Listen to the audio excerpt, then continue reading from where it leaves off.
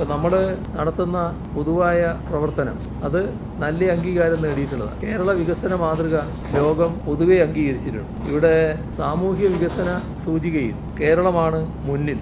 പക്ഷേ ഈ എല്ലാ ഘട്ടത്തിലും നമ്മൾ കടമെടുക്കേണ്ടി വന്നില്ല. ഇപ്പോൾ ധനകാര്യ മിസ്മാനേജ്മെന്റ് എന്നാണ് കേന്ദ്ര സർക്കാർ നമ്മെ ആക്ഷേപിക്കുന്നത്. അപ്പോൾ കേന്ദ്ര ധനമന്ത്രിയും മറ്റും ഇത്തരം ആക്ഷേപം കൃത്യമായ രാഷ്ട്രീയ താല്പര്യത്തോടെ ഉയർത്തുന്നതാണ്, വസ്തുതകളുടെ അടിസ്ഥാനത്തിലല്ല. എന്നാൽ അതേസമയം കഴിഞ്ഞ വർഷങ്ങളിൽ കേന്ദ്ര സർക്കാരിന്റെ തന്നെ നീതി ആയോഗ് പോലുള്ള സംവിധാനങ്ങൾ കേരളത്തിന് 24 അവാർഡുകളാണ് സമ്മാനിച്ചത്. അപ്പോൾ കേരളത്തിന്റെ മികവിനുള്ള അംഗീകാരമാണ് കേന്ദ്ര ഗവൺമെന്റിന്റെ ഭാഗമായിട്ടുള്ള നീതി ആയോഗ് അടക്കമുള്ള സംവിധാനങ്ങൾ 24 അവാർഡ് കേരളത്തിന് നൽകുന്നതിലൂടെ ഉണ്ടായത്. ഇത് നമ്മുടെ പൊതുവിദ്യാഭ്യാസം, പൊതുജനാരോഗ്യം, കുറഞ്ഞ മാതൃശിശു മരണനിരക്കുകൾ, സ്ഥിര വികസനം, ക്രമസമാധാനം, ഇങ്ങനെ ഒട്ടേറെ മേഖലകളിലാണ് കേരളം സമ്മാനാർഹമായത്. നമ്മുടെ നാടിന്റെ അടിസ്ഥാന സൗകര്യ വികസനത്തിൽ നല്ല തോതിലുള്ള പിന്നോക്കാവസ്ഥയുണ്ടായിരുന്നു. ആ പിന്നോക്കാവസ്ഥ മാറ്റാനുള്ള ശക്തമായ ഇടപെടലാണ് സർക്കാർ നടത്തിയത്. ഇതിന്റെ ഭാഗമായി കിഫ്ബിയെ ശാക്തീകരിച്ച് ഉപയോഗപ്പെടുത്തുന്ന നിലയാണുണ്ടായത്.